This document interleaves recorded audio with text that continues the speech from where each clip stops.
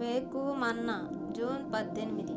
భూమి మీదనే పరలోకమును అనుభవించుము, పుచ్చుకొనుట కంటే ఇచ్చుట ధన్యము. అపోస్తల కార్యములు 20:35.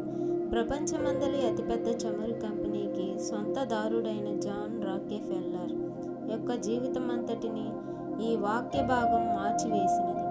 అతడు 35 సంవత్సరముల వయసులో ఉన్నప్పుడే కోటీశ్వరుడాయెను. అయితే అతనికి యొక్క 50వ ఏట అతడు క్యాన్సర్ వ్యాధితో మరణస్థితిలో ఉండెను.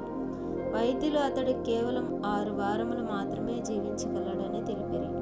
అతడు ఆస్తిని పోగు చేసుకొనుచు శత్రువులను కూడా పోగు చేసుకొనుచున్నాడు కనుక అతనికి మరణం సమీపించుచున్నను అతనిని కాపాడుటకు అంగరక్షకులు అవసరమై ఉండేది.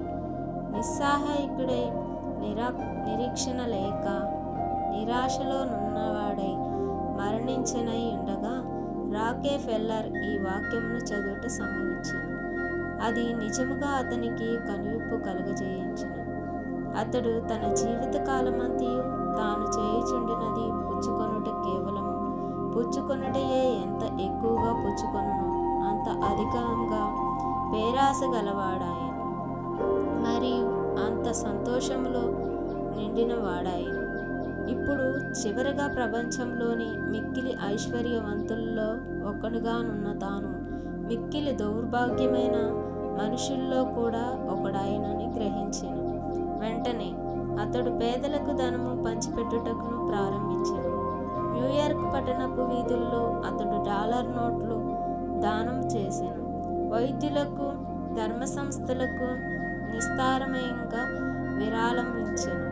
పుచ్చుకొనుట కంటే ఇచ్చుట ధన్యము అను వాక్యము ఎంత నిజమైనదని కనుగొన్నప్పుడు అతడెంతో ఐశ్వర్యమును అత్యానందమును పొందగలిగెను. అతడెంత అధికంగా ఇచ్చెనో అంత అధికంగా సంతోషభరితుడాయెను. చివరగా 6 వారములు మాత్రమే జీవించునని చెప్పబడిన ఆ వ్యక్తి అతనికి 50 సంవత్సరముల వయసు ఉన్నప్పుడు చెప్పబడెను. 90 లేక 92 సంవత్సరముల వయసు వరకు సంతోషము అనుభవించుచు మంచి ఆరోగ్యంతో జీవించెను.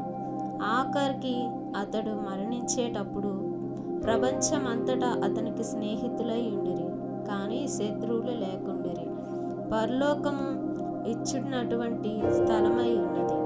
విధింపబడిన గొర్రెపిల్ల శక్తియు, ఐశ్వర్యమును, బలమును, ఘనతయు, మహిమయు, స్తోత్రములు పొంది నర్హుడని గొప్ప స్వరంతో చెప్పబడి ఉండిరి. ప్రకటన 5:12. వాస్తవంగా దేవునికి చుటియే పరలోకమై ఉండగా స్వార్థముతో అంతయు తన కొరకు దాచిపెట్టుకొనబట్టయే నరకమై ఉన్నదని, భూమి మీద తన ధనము దేవుని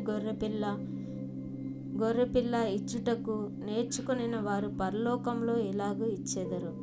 ఇచ్చుటకు మన యొద్ద ఏమీయూ లేకుండాను మన శరీరమును, మన మనస్సును, మన వరములను, మన ధనమును మరియు మనకు కలిగినదంతయు ఇచ్చుటకు ముత్యపు గుమ్మముల యొద్ద ప్రభు మనలను సంధించి, బలా నమ్మకమైన మంచి దాసుడా, నీ ప్రభు యొక్క సంతోషంలో ప్రవేశింపుము అని చెప్పు దినము వరకు ఆయనకు ఇచ్చుటకు ప్రభువే మనకు సహాయం చేయునుగాక.